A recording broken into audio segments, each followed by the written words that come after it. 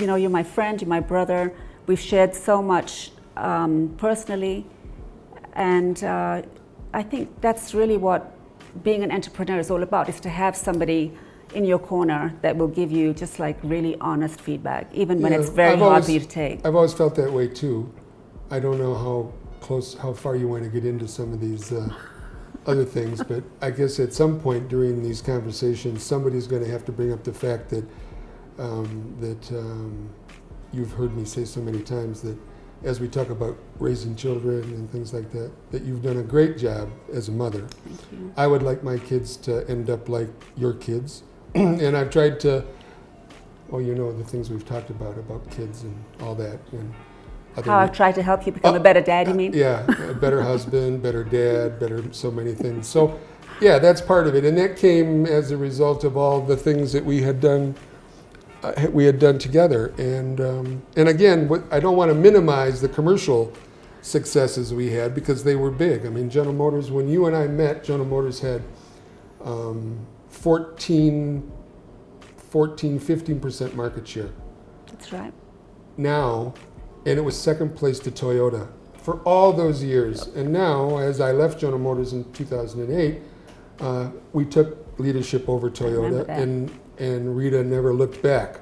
So now they have 34% market share. And that started because of the things we did with the Matatu guys. Exactly, yeah. And things we did, the Hummer was just fun. That was so much fun. That was fun. And so much fun. You need to have fun in the car business as well.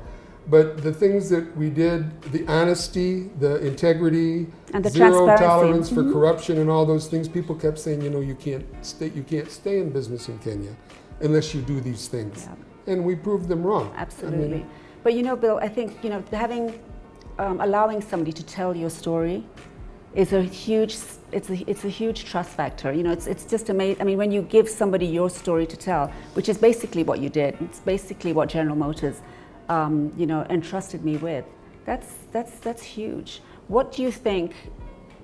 What do you think PR did for your business, though? What do you think PR was able to add to increase of market share? Okay, I mean, for General Motors, it was obvious that the one thing, the relationship that we needed the most was with the Matatu guys. Yeah. Okay. And once we got the relationship with Simon Kimutai and some of the other guys that were leaders in the business, when we got together, it wasn't so much how many cars did we sell, it was the fact that General Motors, a local assembler, an indigenous Kenyan company, decided to hook up with guys that you don't usually want to hook up with to do business. Mm-hmm. And I think the way that we structured it, the way we did it, the way we brought up the Matatu industry to be a profession instead of just something that you do, you buy a bus and your wife collects the money. Mm-hmm. I mean, which is how it started. So I think that, as I've hinted, the PR work that we did together was a lot more important than the advertising that we did along the way. Because once you're in the lead, you don't have to spend as much to remind people that your product is good because they like you anyway. But then, to go to the next level, it has to be more than commercial. Yep. It has to be what's in the heart of the guys that run the company. The emotional connection. How do we care about our clients? Oh yeah, we have shareholding by the government of Kenya, and all those things. And you and Gina Din and our management teams, they put together a story and put it out there, and it worked. I mean, not everything worked. No, I mean not everything worked. But for then sure. we didn't. We were focused failures. on trying to, improve market share and improve customer satisfaction and all those things that people care about. But at the end of the day, I think the best example we could use is when General Motors went bankrupt in America. Oh my goodness, yeah. And we decided, or not, those of us who were responsible for overseas business units thought, well, do we all have to go bankrupt? Can't we just let Detroit go bankrupt and then can't we just kind of save this thing? So we convinced General Motors to leave the money that we had here. That's right, I remember. Because we told them we're a Isuzu.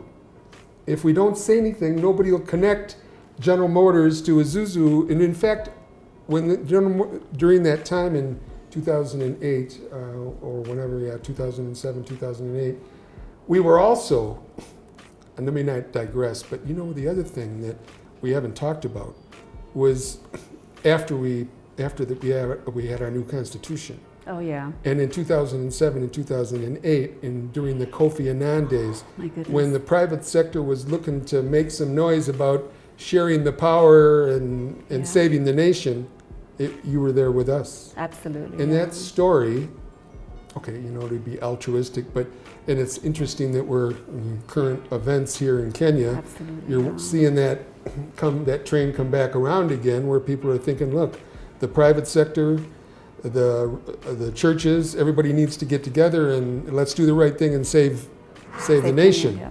But that campaign and the support, in fact, it was Safaricom and General Motors. Exactly, it was. It was you and you and two Michael. of your biggest clients got together and said, okay, I can even remember, it was almost 1 million shillings, and Michael and I agreed that we would split it. Exactly. And then KEPSA was still young back then, so my point was that for me, PR was a lot more important than building trucks and Yeah, sure. beating Toyota. That was important. And then when that happened, it was nice to have a nice machine to get the news out and things like that. And I think now, in the market now, in 2017, I think that more CEOs appreciate the fact that you better be careful what you say, because now with social media and all these things, you say the wrong thing, Yeah, you're toast. done, yeah. How do you think businesses have had to sort of adapt to digital media, and how's the DNA of organizations had to change? Well, I mean, okay, I'm still a little bit more analog than I'd like to be, but I believe that, not just here, but everywhere in the world now, the whole concept of media and PR and your image, if you don't have somebody that's watching your tweets and your whatever, As we know from Donald Trump. Yeah, and my other president. I'm a dual citizen, and I think that the world's learned a lot from President Trump on the upside and the downside of digital media.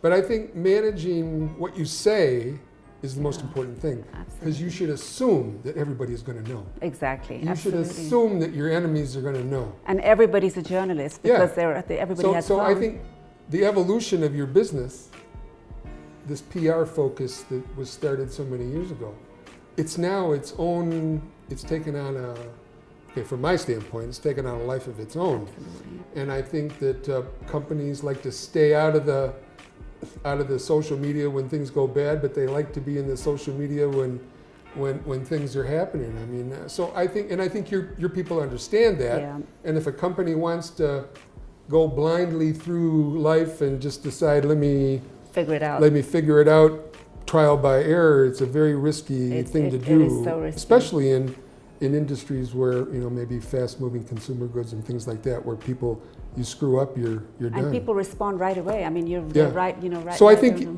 you had an idea that it was going to be like that. You invested in the resources. Now people who have these issues, okay, there are other PR companies that have come up, but again, mainly attached to advertising companies where they can sell you the whole package and all that.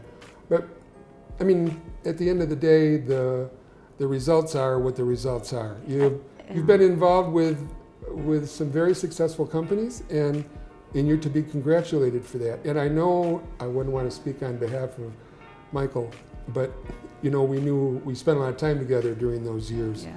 And I know that there were some difficult times bringing up a company like that, but look where they are. Oh no, I'm Who so could have proud. ever imagined? I'm so proud of what Safaricom's become. Yeah. But it was, it's been a journey, and I'm so proud to have been part of that journey.